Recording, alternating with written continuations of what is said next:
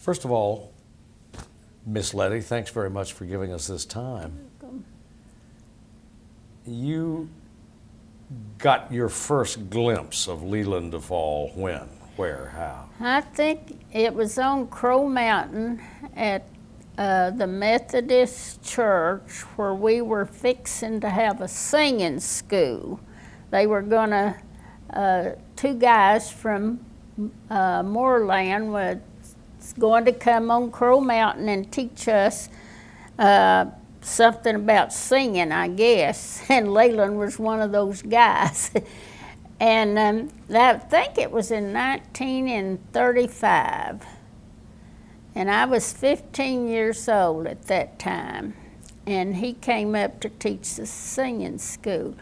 And he said that he was standing on the outside the church entrance when he saw me walking down across the churchyard, and he put me on layaway. He put you on layaway? Layaway. I was going to, that was who he was going to marry when I grew up, when I got grown. Well, I didn't know I was on layaway. And he couldn't do, of course, he wouldn't even tell it, he said. He said he was 20-something. He was 9 years older than me. So he didn't dare tell it that that I was going to someday be Mrs. Leland Duvall. So, but in that time, I grew up faster than he thought I would. And but he said he saw me walking down across the churchyard, and he really decided that. Said he didn't have any question about it. And so, but he didn't tell it, and I didn't know it.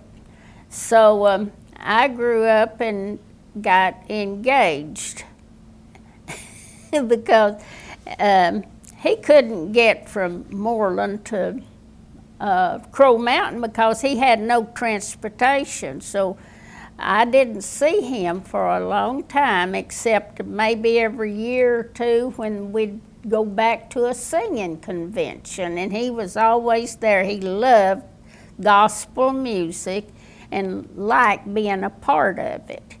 And I just went along for the ride because my sister and her husband was a part of a quartet, gospel music quartet, and they would go every time there was a singing convention. And I went along for the ride, and he went along as a singer. And so I'd see him about every year or two. And, but I didn't know I was on layaway. Well, that's what Ernie was going to name the book, On Layaway. But Well, obviously he was smitten with you. He was. But I didn't know it. I liked him, and I thought every older girl that came along, boy, they was lucky. Somebody is going to marry Leland Duvall someday, but I had no idea it would be me. He was 9 years older than me, and I had not even thought about it. I wouldn't have thought about anything bad had I known I was already on layaway. Was he a pretty handsome fellow? What'd you think of it? I thought he was, and he was had such a good personality, and all the older girls was trying to get his attention, but I wasn't, except he always claimed that I sat in the back row and stuck my tongue out at him. And I probably did. I don't remember that, but he did. That's what he said, how I reacted to him. And I thought he was great. He was sort of like a girl that got struck on their school teacher or something, but I wasn't really struck on him because I just liked him as a person. Everybody did. His personality was great, and he was fun, and he was just great. But I just thought he was some old man that'd get married someday. I had not meant for it to be me. But the way he spoke of you and the way he spoke of your reacting to him, one could be forgiven, I think, for believing that maybe he thought you were making eyes at him. Well, he might have, but he was always teasing me about, but I wasn't flirting with him at all. He might have thought I was, but I wasn't. You were an engaged lady. Huh? Or you became engaged. I became engaged after I grew up. Right. And he heard about it one night when this guy and I had gone to Hector to a singing convention. And when it was in the school gymnasium at Hector, and we got way up in the way up there where in the balcony or somewhere back in there. It's where we were sitting. And I looked down. This is, of course, after I grew up and I had gotten engaged to this guy. And I looked way down among the singers, way down there, and I saw Leland. And those singing conventions, you maybe don't know anything about them, but they were very informal. You'd go and you could sing if you wanted to. If you wanted to go outside, and you could. It would just come and go, and very informal. So I saw Leland down there with the group of singers, and I said, "Oh, I see Leland Duvall down there. I haven't seen him in a long time. Let's get up and leave the building so I can say hi to him." I had seen Leland get up and leave. So he said, "You can go if you want to, but I'm not going." And so I just got up and left and went out to say hi to Leland. By then, he was standing down there talking to a bunch of other people. Among them was some girls from Crow Mountain where I lived, and they had already told him that I was engaged. So when I walked up among the group and started to join the conversation, he said, "I hear you're engaged." And I said, "Yes." He said, "Well, I would like to meet the guy." And I said, "Okay." So I thought, well, when he comes by, I'll introduce him.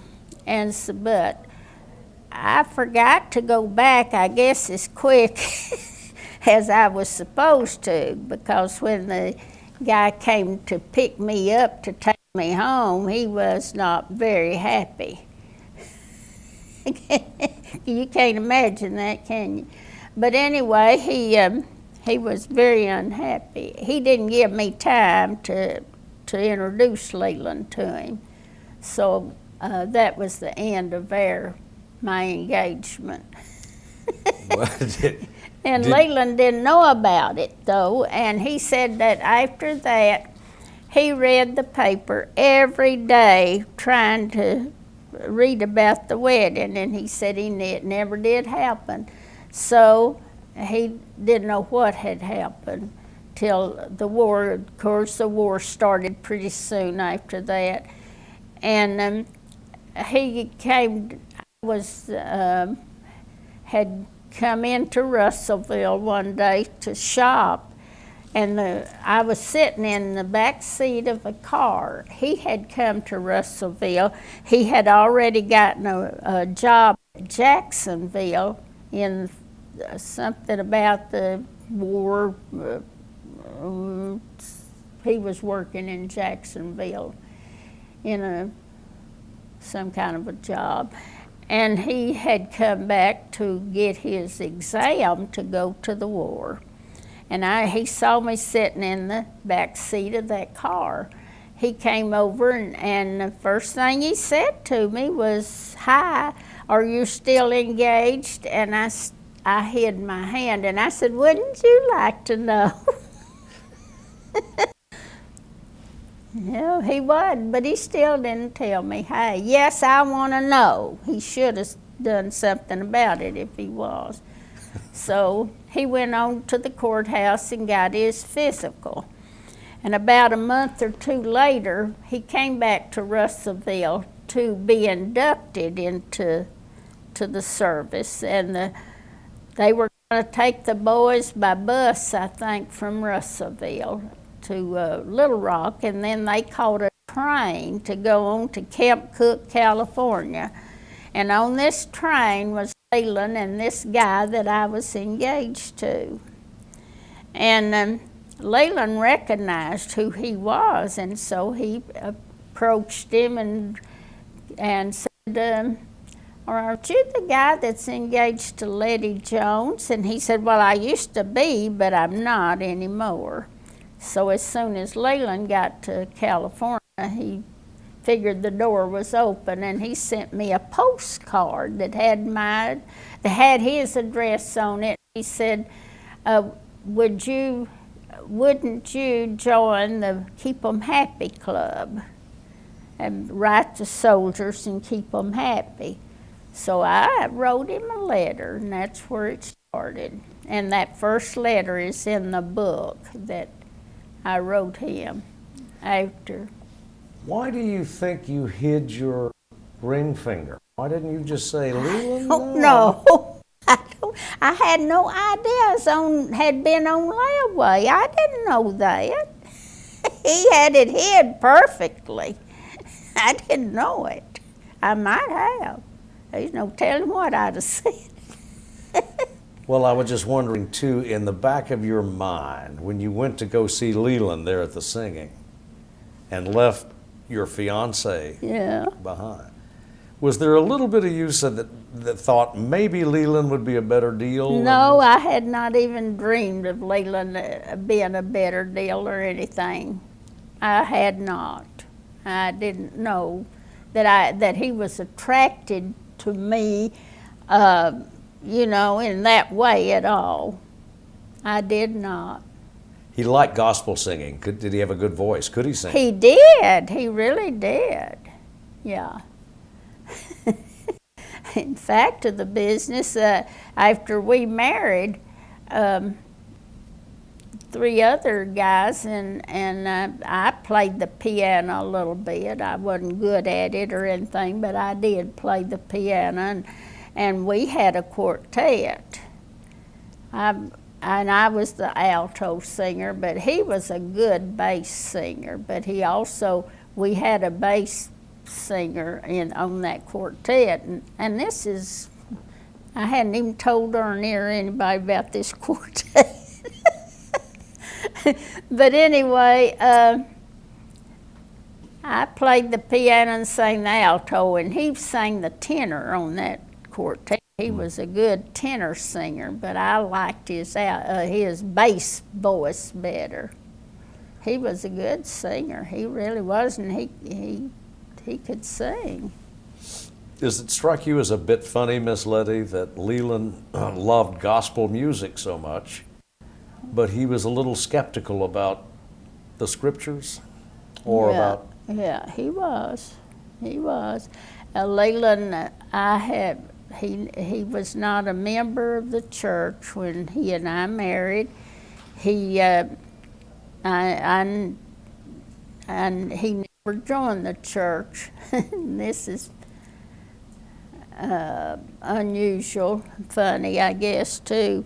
But when we moved back after 35 years in Little Rock, and we decided to move back to Crow Mountain. And I told him one day, I said, Leland, I'm going to join the church next Sunday or move my membership.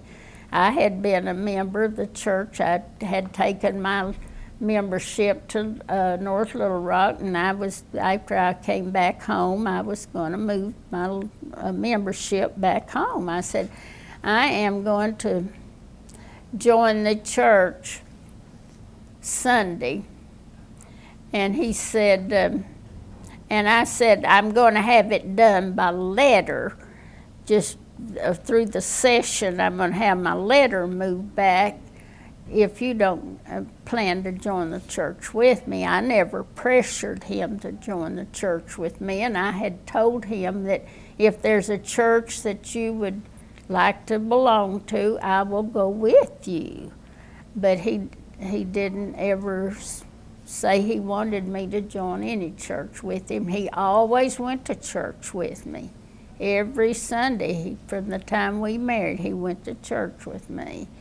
And that's a day when I told him I was moving. I said, if you're going to join the church with me, I will go to the up front of the church and take the vows again along with you. But if you're not, I'm going to just have my membership letter, move through the session back very quietly, move it back home. And he says, I'm going to join the church with you, and he did. Did you have any idea that he would write you when he was in the Army, that he would write you so often? No, I didn't.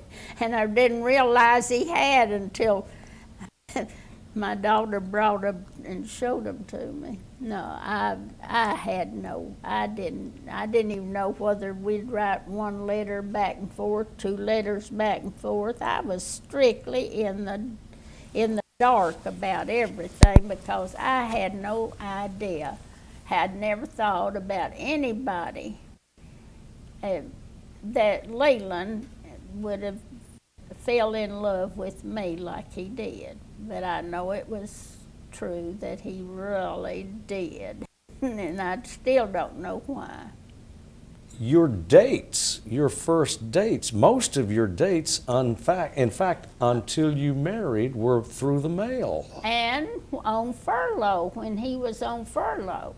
Now, when he was on furlough, and he had about 3 furloughs during his Army career, and when he came home on a furlough, of course he lived at Moreland, and that's quite a ways out Highway 120/64, and he would I think it's 64 I'm not sure, he would come to Russellville. There was a bus that came from up in Hector or somewhere back in there and come through Moreland and would bring people to town. And he would ride that bus, or one of his friends out there would loan him a car to come in. But he would get to Russellville. He would get a taxi to bring him on out on Crow Mountain. He would get there early in the afternoon, and he would tell the taxi driver, the last run you make tonight, you come and get me. And of course, he spent a lot of time with me on when he was on furloughs. Now that was their dating mostly, was on furloughs. What did your folks think of him? Oh, I didn't have any relatives at all that didn't love Leland. And my mother, of course, when he married me, he married my mother too, because she always lived with us. I was the youngest of 12 children. And of course, I guess that I was my mother's favorite child because my father died when I was 2 years old, and she had raised me by herself. And so it was just one of those situations when I had brought her to Russellville with me. I started working at the telephone company during the war, and I got an apartment and brought my mother with me to Russellville, and we'd always just been together. She raised me, and we just continued the relationship. She wouldn't have lived with another child, I don't think, but anyway, when Leland and I got married, well, it was never discussed hey, is your mother going to live with us? If she is, I'm not marrying this mother-in-law too. I'm just marrying you. He never mentioned it. He was always good to her, and she loved him. She went to Little Rock with us. When he got his job in Little Rock, why, we moved down there, and we were going to try to buy a house, but we left her with a sister that lived here in Russellville. And while we came back in 2 weeks just to visit his parents and see how Mom was making it. And she was just really crying. She wanted to go home with us. So we took her down there in this little apartment that we were renting, and she was happy. We had a little hallway kindly, and we were renting a furnished apartment till we could find a house, and there was a little single bed in that hallway, and she was just as happy as everything. She was she was with me. She loved me, and so she lived with us till she was past 90 years old. And my brother finally put her in a nursing home. She finished her years out there. Miss Letty, it was obvious from the very first letters that Leland wrote you from the Army that he was crazy about you. He said so, I'm crazy about you, and he's madly in love with you. I think in one of those letters, I had not reacted much, and he wasn't able to. I don't know. Things just happened.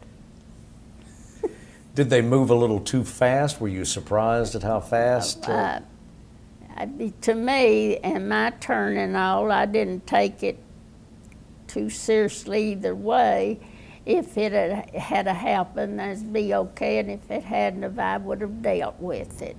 But I never had any doubt how he felt about me, and of course I loved him to pieces too, because who wouldn't?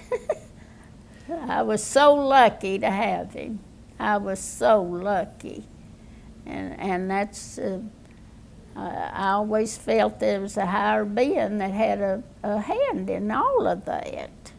From the time I was a little old girl, 15, till I think there was a higher being that was really having a hand in it. Maybe not, but I felt that way. We know what he wrote you. Yeah, But it's out there. We really don't know what you wrote him. No, thank goodness. Well, can we ask? What did you? I don't remember. You could figure out a lot of it in reading his letters. You pretty well know how I wrote him, but no, you don't have my letters to read, and I'm glad you don't. Why? Because I was not a talented writer. He was. So those letters that he wrote me, I think that tells what kind of writer Leland Duvall was. He put them in those letters. Well, there had to be. I was not a journalist, and I'm glad my letters were not written, was not part of the book. Well, there must have been something in those been. letters, because he kept writing you. Yeah, he did, but I'm glad they weren't part of the book, because Ernie wouldn't be working as hard now if my letters had been part of the book. He would write, and often wrote, to tell you that he was not in harm's way, that he was safe, and that duty overseas was even at times mostly pleasant. Did you worry about him anyway? Well, yes, I did worry about him, and I would write to him about it, tell me what's going on and all, but he didn't. And he a lot of that telling me that he was not in harm's way, he was not telling me the truth, because he was. And he was very lucky to be one of them that came home, and I know he was. Did you suspect he was not telling you the truth? Yeah, I did, and I did worry about him. Yeah, but he was in 5 theaters of war, and it was really tough. And those letters says that he would, but even though he would tell me he was fine, and but I knew all soldiers were in harm's way. His brother was a prisoner of war, and he writes about that in his letters, and how he was very hurt about that. In one of the letters, he is very grateful. You made something, or perhaps your mother did, he wasn't sure.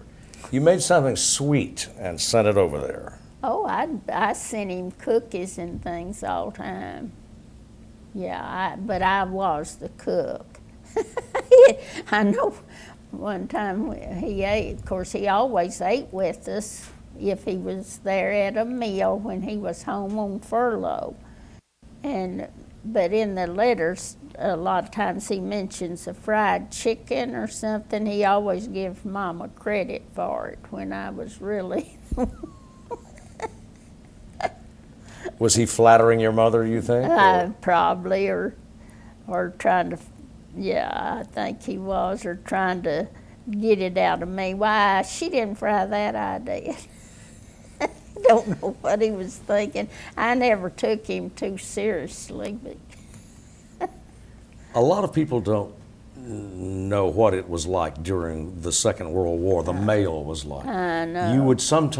You'd get more than one letter a day. Oh, yes. I'd get several letters at one time, and then maybe it'd be a long time before I'd get another one. And Ernie thinks that some of them maybe never did get to me, and I think that too. I really do. But there's over 400 got to me. He would write, Leland. He would write on anything he could find. Yeah. What describe some of those letters? I mean, what were they on? Well, Old catalog paper, notebook? wrapping paper, just any kind of paper, and sometimes it would be a lot bigger than a piece of stationery or anything, you know, that people normally wrote letters on. It might be something that he had to tear open, like some kind of a envelope or something that he'd have to tear it open and get it straightened out. Or it could be just a piece of wrapping paper, or just any piece of paper that he could find. A lot of times he didn't have anything decent paper to write on, and he'd just write on anything he could get a hold of. And maybe he'd be in some old house in Germany, and that is one thing I wish I had talked to him more about, how soldiers did that, just take over a house and live in them, you know, for days at a time. I guess the people would get scared knowing the soldiers, the battle was coming, and they would clear out, and those guys would sleep inside those houses and all, and maybe he'd find a piece of paper in that house or something. Or they brought something in on the truck that was wrapped in paper, and he'd just use anything to write on. What I find remarkable is that in the midst of this war, he thought to write you so often. Sometimes 2 times a day. Did that impress you? Oh, sure. Like when I was trying to make up my mind, now I did not, this book was not my idea. I'd never even dreamed of such a thing. And this girl that lived here at Wildflower, we ate at the same table, and one day she asked me, said, what I had been doing that day. And I said, I've been reading my love letters. And she said, what do you mean? Well, my daughter had found these letters in our house on Crow Mountain, and I had left the job with Connie and Fred to clean out the house, just take everything out because I was going to sell the house. And she brought the letters down one night before she went back to Little Rock and dropped them right down in the floor in front of me, a great old big box of them. Said, Mother, here's your love letters. And so I started reading them, and this girl that was eating at my table, Nancy Gately, she was a retired school teacher, and she asked me what I was been doing, and I said I've been reading my letters, and she said, and I told her they were letters my husband had written me during the war, and she said, could I read some of those letters? I said, I don't care. So I'd give her 2 or 3 every day nearly, and next day she'd want some more. And she said, I can't quit reading them, and they ought to be published. And I'd never even dreamed of such a thing. So she said, I'm going to see if I can't get them published. And she was sick and did not live long after that. And one day I told her, I said, Nancy, I said, that you're not able to get those letters published, and I don't know whether that'd be the sensible thing to do or not. And I said, there's only one person that I'd trust to make a decision about that. And I said, that's Ernie Dumas, because Leland and Ernie had worked together, and Leland really respected him, and I did too. And so I just said that, and she said, well, how can I get in touch with him? And I told her, and I said, now you be sure and tell him this is not my idea. And Ernie said she did. So, but she was determined they would be written. Well, I was trying to decide, even after Ernie thought it's a pretty good idea and that he would see what could be done about it. I was really thinking about it. And I mentioned it in front of Elaine one day, and she said, Letty, said, what girl in the whole wide world wouldn't have been happy to have had those letters written to her? And that was what helped me to say, okay, us just see what it'll do.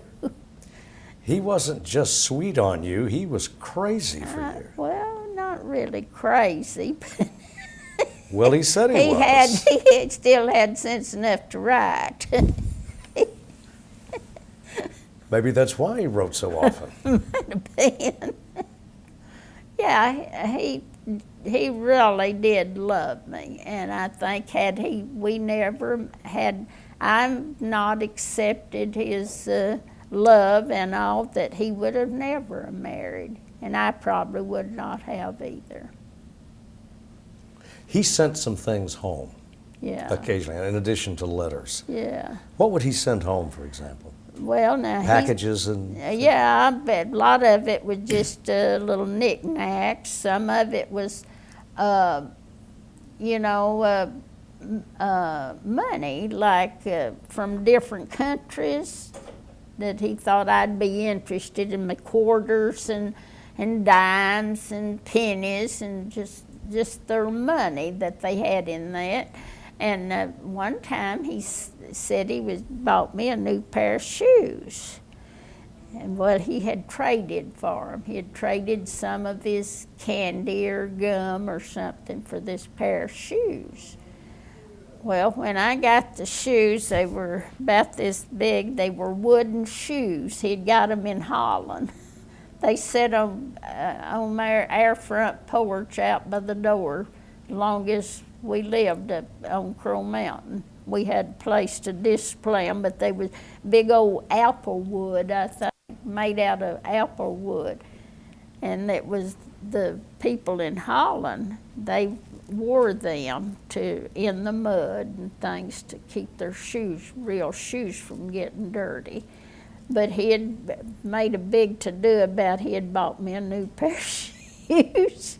And so when I got them, they were these great big old wooden shoes, stuff like that. But now he did send home some guns. He had really a good gun collection.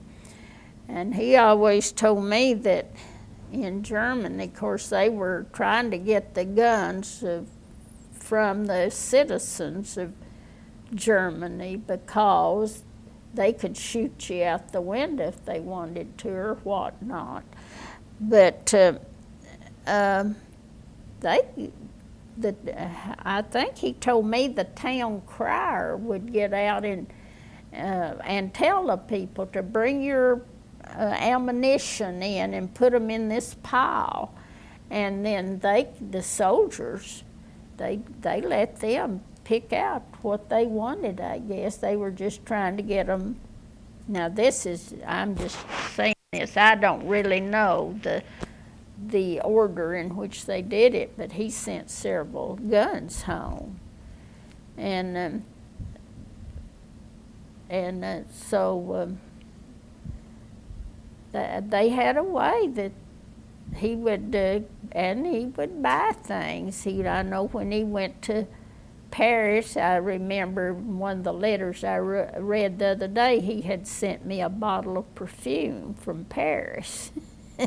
And just anything that he could, little knick-knack things. I know when he was back off of a furlough, he went down in Mexico and bought, they was just over the line. He was down at wherever they stopped on the train stops. It was just over close to the line. He could get into down in old Mexico. And there was some Indian ladies sitting on the ground and making little moccasins, little handworked things, and he sent me some of that. And he just always sending me nothing to amount to anything, but Perfume from France? yeah, he said he did. Yeah. He talked about it. We get a sense from some of the letters that life on the home front had changed as well. For example, there was rationing, gasoline, and sure. commodity of all sorts. And he teased you, or in a playful way, about the sugar you used to bake those cookies that you sent over there. He was worried to death about me that I'd run short of sugar. There was a sugar ration. Yeah, there's a lot of rations. Yeah, there was a sugar ration, but he wasn't seriously thinking I was going to run short of sugar because I made some cookies, but he played like I was. Yeah, that was all. He had a lot of humor about him, and that was one thing that I do too, and that was one thing that attracted him to me, I think, was my sense of humor. And so we made it pretty rough on each other sometimes. Was it difficult to send things to a GI overseas? Tell us how that worked. I mean, was the postage free? Well, the best I can remember, now that was a long time ago. The best I remember, and that's been a long time ago, we just mailed them and they got there eventually. Probably took a month or so. Did he speak much about the war when he returned? No, he didn't. Not, and he never did. Now, he talked about the war. He wasn't shy about talking about it like a lot of people says they were, or a lot of families say they were.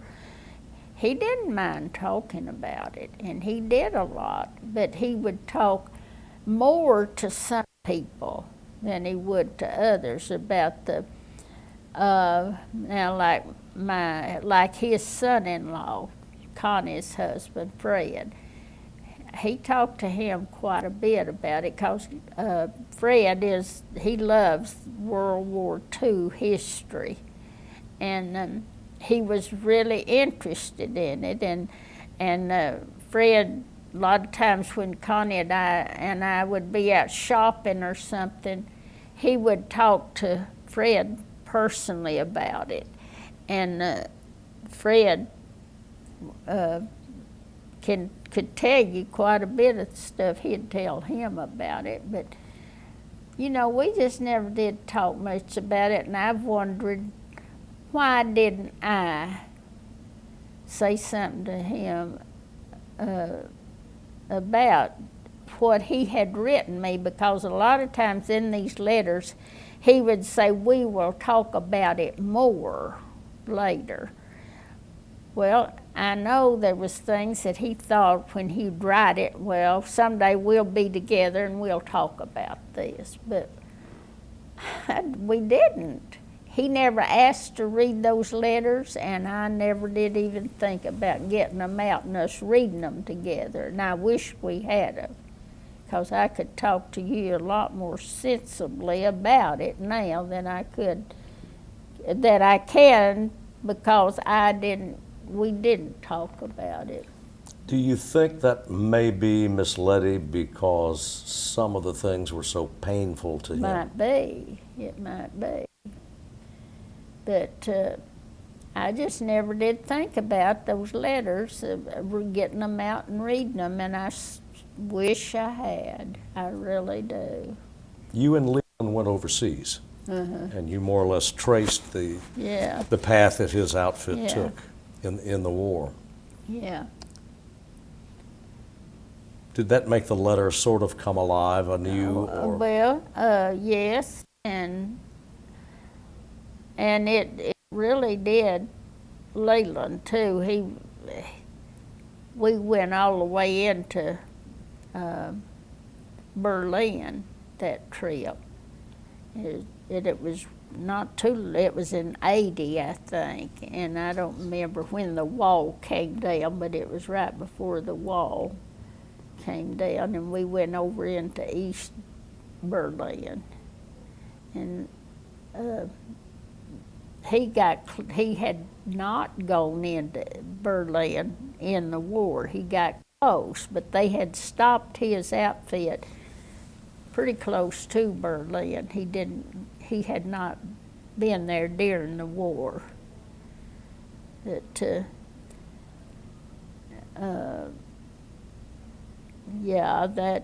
that trip was he really enjoyed going back. Ernie notes that it was in Holland at one of the worst points of your husband's war. That was the only time you saw him cry. Well, it was when we went back, when we were out there, found this place. He had, that was the Pole, was it Pole, that planned these trips for people down in Little Rock? Yeah, he had asked Leland where all he wanted to go, and one of the places he wanted to go was back at this house where they were surrounded by the enemy for days, and a lot of them got killed. And the house, they were just shooting it to pieces just every day. They were just about to not be any of them left. They got a lot of them there. And that was one of the places he wanted to go back to. And I didn't want to go, but yes, that was one of the reasons he wanted to go back. And so we rented a car, and he was going to try to find it. Now, this river that he knew that he had to get on the other side of the river before he could find this place. And he knew it was between two towns.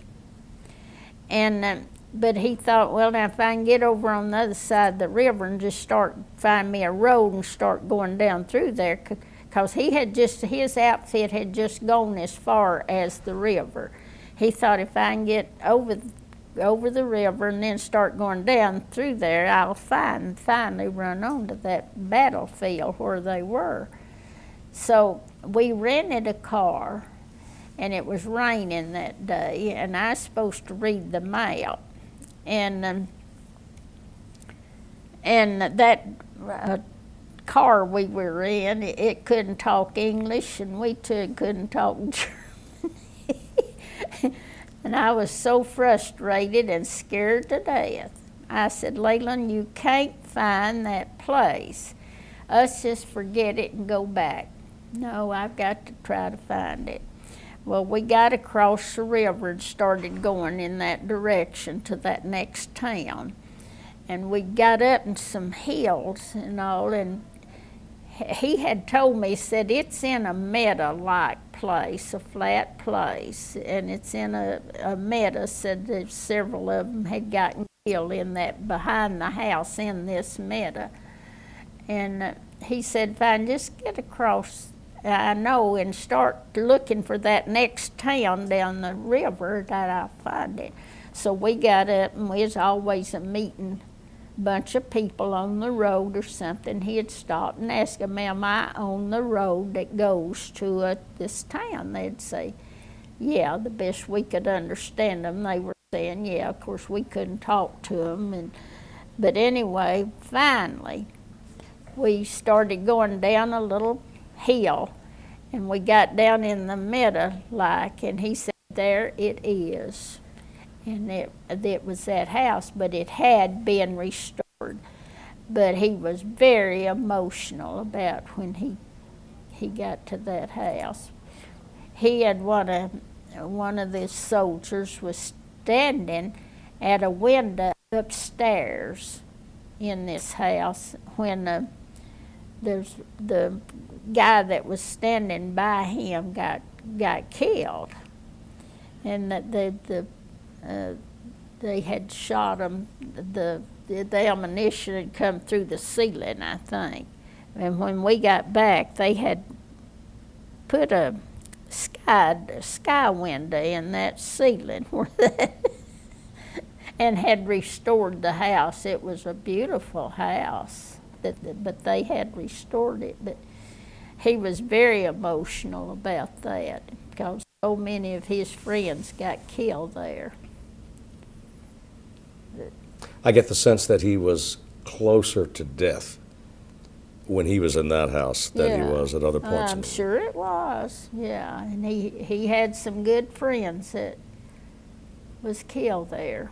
Did he speak much with you about his experience when you were there at the house? Well, he had already told me about what happened at that house.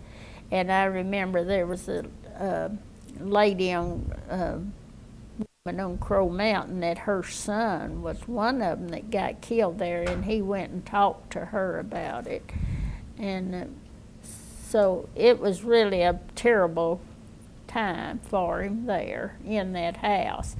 He brought 2 books home with him that he got out of that house that they were the only books he could read while he was there. That was in English, you know. Mm-hmm. So I've still got those 2 books at home, and so it was that was one of the really bad times, because they was a lot of them got killed there. Let's turn to a happier moment. Where did he first propose to you? Was it in a letter or during furlough? He always told me, no, it was not in a letter and it was not in a furlough. He'd always tell me, I will do it when I see you. I'm going to do it. And he says, I never meant to marry you during the war, but if I get a furlough, we will be getting married. That was at the end of the war, 'cause he said, I never meant to marry you and come home crippled or dead. Said I would want to put you through something like that, but I will propose to you when I get home. And that's when he did it. Of course, he had told me also that he was going to kiss me in public too when when he came home, because I was to meet him at the depot, and that he would kiss me in public, and he did. I live not too far from the depot at Russellville, and so I did meet him at the depot. Any question in your mind that you would say yes? No, I'd already made up my mind. If he ever asked me, I would. No, I had no doubt about what I was doing when I married Leland. I had no doubts about it. And if it's all to do over, I would do it again. And when he got home, it didn't take long. No, 2 weeks. Is that long? No, not long. Elaine told you there's not a woman on the face of the earth that would be embarrassed, or that any woman would be proud to have Those letters. Are you? Sure. Don't you think your wife would have been proud to have had those letters written to her? I couldn't, well, maybe if Leland Duvall wrote them instead of me. No, I mean if you'd have written them. I know. What do you think this book says, Miss Letty? What do you think these letters say? This book can say a lot to anybody that reads them. I think it can. Leland, there's a lesson in a lot of these books, I think. Do you agree with me? I do. Well, it's a love story and it's a war story all in one. Yeah, like they said when Ernie, there's history and also just other lessons in there. It's not just a love story. There's a lot of history in these letters, really are. I think there's more than one way of looking at the letters. Thank you for this time. Thank you for the letters, too. Well, Leland's up there looking down, smiling about that.